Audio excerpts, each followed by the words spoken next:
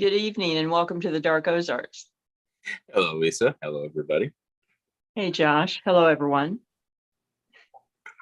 It's it's good to be back here on YouTube Live here on Wednesday night for our broadcast. Of course, if you're catching us later, this is Dark Ozarks. We do invite you to like, share, subscribe, click the notification bell, and all the things that one does on social media. But we've had a busy week with Dark Ozarks. Yes, we have. I was just thinking the last 2 weeks have been sort of a marathon. It has, and of course, for individuals who've been following along, we've kicked off the Dark Ozarks season. We have events pretty consistently, off and on through the year. Something that we didn't exactly plan, but has certainly happened, is that beginning in September, running through into the middle of October, or in the middle of November, and definitely through October, is that Dark Ozarks, in conjunction with State of the Ozarks, in conjunction with Paranormal Science Lab, and also in conjunction with a number of other great organizations, have pretty much filled up the calendar. Yes, it is that time of year, as the title indicates. So we are counting down to my favorite holiday, All Hallows Eve. Mine too. And not just for the candy. We'll be digging into all of that. And we do a live broadcast here on YouTube that is short format. Then we go over to Facebook at Dark Ozarks, do a long format. And then that long format will be uploaded in a couple of days here on the YouTube channel. We also invite you to follow along on the Branson Podcast Network. Yes. And podcast goes up weekly. Great to I just realized, somewhere along the line I realized we created a podcast and didn't know it, and that's the best kind of projects. Real quickly, let's run down our list of public events coming up. We've already gotten 2 under our belt. Yes. That was State of the Ozarks Fest and September 19th, and the Southeast Kansas SEK Paracon, or Paranormal Conference, in Caney, Kansas. That was just on Saturday. We were both there for that. And let's see, Hollister on October 7th is next. Yes, October 7th, downtown haunted walking tour, Hollister, Missouri. Get to tour the very haunted, very beautiful Old English Inn, as well as various ghost stories, storytelling, and folk songs as well. It's going to be a great night. It really is. And tickets are available on paranormalsciencelab.com. Yes, basically all of the events tickets are available on paranormalsciencelab.com. Yes. After that, we will be in Joplin on October 15th. Which is basically the following weekend for a full day event, Dark Ozarks October Country. Yes. Which is going to be at the VFW on North Main Street, or just off North Main Street. We're going to be covering a little bit of everything, and we have some fantastic panelists. We've got merchandise that's going to be there. There's going to be refreshments and food and a very interactive community atmosphere. So it's going to be a good one. It really is. And great location, haunted location, and yes. Unexpectedly haunted location. We may really dig into that on long format. Check that out. And then Art Walk. The next Art Walk of October in Joplin with a haunted walking tour. Yes, on October 20th. And we are doing that in conjunction with the Joplin Downtown Alliance, who supports the artist community as well as is instrumental in various historic building restorations. And we're going to be walking downtown, hearing some of the wild, crazy things that happened in early Joplin and ghost stories that came out of it. So that's going to be fun. And then on the 29th of October, we will be in Newtonia, Missouri at the Ritchie Mansion, as well as touring the Civil War Cemetery. And that's going to be just phenomenal. That event keeps getting bigger and bigger. It does. Enormous amount of history there. And then we'll have Halloween. Yes, which is on a Monday. Then November 19th. Yes. November 19th, 2 Dark Ozarks events. Yes. One at Always Buying Books in Joplin, a book signing by the both of us. Sometime in there, probably in early November, we may do a deep dive on the books themselves and dig into some of the reasons that folks do like them, and might be excited to come by and chat with us about those. And then we'll be at the Web City Library. Yes, and that's going to be fun. We actually haven't done a public event there in a couple of years because of various world events going on, and just timing. And so that's always a good one. People often say a library. Yes, it is haunted. It has been haunted virtually since it opened, with full body apparitions, poltergeist activity, and more. So you do want to check that out. Tickets for all those events at paranormalsciencelab.com. Yes, and a great deal of the proceeds for these events go to the historical locations for their preservation and continued just being a part of our history, which I really, really love. And a huge shout out to our phenomenal sponsors, Always Buying Books in Joplin, Missouri, as well as the Beard Engine Brewing Company in Alba, Missouri. Yes, 2 phenomenal supporters and sponsors, and good resources. I mean, Always Buying Books, you can find so many things that are hard to find. Go check them out in person, online at alwaysbuyingbooks.com, and on Facebook. And go check out the brewery. It is the only English style brewery in Missouri, and 2 years running has been named the best Missouri brewery by the Missouri Brewers Association. Very excited. Fantastic location. Great food as well. And it's haunted. Yes. Always a plus. Now, I think some folks might be surprised, or they might not, if they're longtime followers, that for us, the possibility that the location is haunted is a huge plus instead of a negative. That is quite different than things used to be in terms of public perception. That's true. I mean, that's true. Used to be people shied away and businesses or owners were reluctant to share that information, but it is a plus. There's paranormal tourism. It is a thing. We get people to tours from all over the country. We've had people from Canada, in fact. It just continues to amaze me. It amazes me too, and but in a really good way. And for me, and of course, if individuals are skeptical about the paranormal, we encourage that. We don't dissuade people from bringing their skepticism with them. And for me, coming in as a journalist and a folklorist and someone who loves history and loves old structures, oftentimes paranormal tourism does an amazing job of doing what a lot of other folks struggle with, which is helping to preserve historic structures into perpetuity.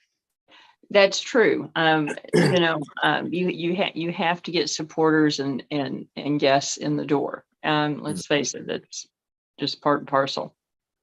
Yes, and there's something very, obviously it's macabre, but something very tantalizing about the possibility that a location is haunted. And certainly the spooky factor helps to raise awareness that and I love history, and quite frankly, I've enjoyed sitting through a lot of dry history lectures on a wide variety of topics, but not everybody does. And that is very, very helpful, I think, it's ironic that it takes the dead to liven things up. But to capture the imagination for these historic structures, and when that happens, it does help to preserve them. It does. It really does. And so come out, have fun, and do something worthwhile at the same time. Exactly. And lots of food. we'll be talking more about that. I'm always excited about the food options. Both we got the BFW. It looks like we're gonna, certainly some great opportunities for food and on Downing Street always, Mhm. and also at Newtonia, which is a first for this event. Yes, there will be food being served, so come prepared. So jumping into this, couple of different options. Obviously, some of our favorite hauntings here on our short format live broadcast on YouTube. But even just Halloween, we are really moving into the Halloween season. We are. It's getting to be that time of year. People are getting excited, and this time of year does put more of a spotlight for a lot of people on the subject, and they get more curious about hauntings near and far. But it's Halloween every day as far as I'm concerned. So it is at my house as well. That's one of our quite enjoyable realities. Now, I find this very fascinating for myself. Halloween, in its current global iteration, is an American invention, but Halloween in its origin point is Celtic. Yes, very, very much so. And much more esoteric than it is today. Yeah, it is. And I tend to assume it's always bad for me to assume. I assume that everyone else knows everything about Halloween.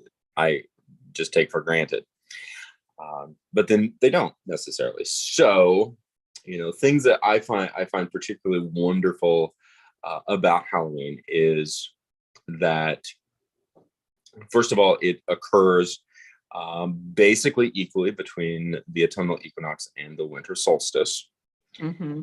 It is considered by the Celts and now individuals of a variety of esoteric traditions to be one of several thin spaces. Yes. And that certainly is a phrase that gets bandied about a lot these days, is the thinning of the veil. Mm-hmm. And for those that are not conversant in all this, that may seem more mysterious than it is, but basically the veil being the divider between our world and the living and the realm of the dead. Yes. And so traditionally, it was certainly because of that, it was considered to be an optimum time, not the only time, but an optimum time for divination. That was a big part of it. And a lot of divination in relationship to the British Isles involved, among other things, apples. Yeah. And certainly that has played a part in terms of the apple tradition for people who are accustomed to the old tradition of bobbing for apples. That is a part of it. Mm-hmm. And the original Celtic tradition of the jack-o'-lantern was with a turnip, because guess what? Pumpkins are native to the Americas. There weren't pumpkins in the old world before they started being taken over and across the Atlantic. In case anybody wonders, along with chocolate, avocados, and corn, and tomatoes, and all sorts of awesome things that we rely on. Yep. I mean, and now there were some variety of wild tomatoes in Italy that often were mistaken as for, confused with hemlock, and people died. So actually there's a medieval tradition of not eating tomatoes because, very easy. It's kind of like picking the wrong mushroom, pick the wrong wild tomato plant and you die. So they were sort of forbidden fruit for a long time. And even in England, Tomatoes were actually cultivated for a long period of time, but as decorative plants only. Yeah, and they were referred to as love apples. that's true. I'd forgotten about that. So No, it's and yes, which is amusing since they are in the hemlock family. yes, they are. Yeah, along with eggplant, peppers, and potatoes. Hmm. Sometimes maybe a little more than some people want to know about their food. It is possible. And if you want to look it up, it's the Solanaceae family. So I cannot separate Halloween from pumpkins and jack-o'-lanterns, Hmm. which is very much a North American tradition and a New England tradition. And certainly I don't, we think of the jack-o'-lantern as garish and frightening, that's sort of the import of it, but carved turnips to me are much more grotesque and in the artistic version of the word, and frightening than a carved pumpkin. So I definitely agree, and a lot harder to carve. Speaking from yes, personal experience. I have not attempted it, but I decided a long time ago that's that would be a lot of work. And there's some really interesting folklore attached to the jack-o'-lantern. Mm-hmm. There is a will-o'-the-wisp element Mm-hmm. to it, and then of course also there is a Celtic pagan tradition, a very old tradition involving masks that have carried over to today. Which is where the idea of actually carving a face into it comes from. And it's I like this. Of course, you go back far enough, some of the specific whither twos and why fours get a little muddied in the process. But one take on the mask wearing is that you disguise yourself as creatures of the underworld or the other world, and in so doing you help ensure your safety because the other world creatures pass you by as you alone. Yeah, because you're just part of the crowd. You don't want to stand out as mortal. It's kind of like trying to blend into a crowd of zombies. Which of course in the last 60 years zombies have definitely taken a center stage for for this time of year, and we may get into some zombie lore in the Ozarks, both in terms of predominantly in terms of urban legend, and then also the reanimation, which we've got a couple of historic points for that, which is pretty creepy. Yeah, but there's also a very beautiful aspect to Halloween, of course, and Halloween is a portmanteau. It's a shortening of All Hallows Eve, which precedes All Saints Day. Yes, and, which I think a lot of people are not really aware of. No, particularly in in Protestant portions of the Americas. That right.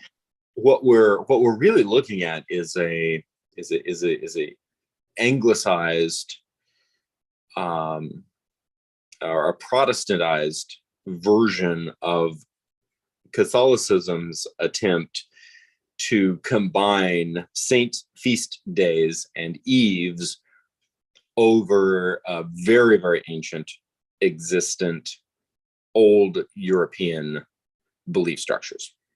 Yes, which happened in a lot of circumstances, but yes, and was pretty successful. Yeah, I think successful, effective. There's I think Protestantism has long had a love-hate relationship with Halloween. Yeah. And you know, in some areas, in some situations, that's understandable. We respect Yeah. that, but we also love it. And plus, you know, you get to stay up late and eat chocolate. Hey, what's better? I know. And I'm of the approach. I'm of the school of thought. Trick or treating is fantastic. I never actually went trick or treating as a child.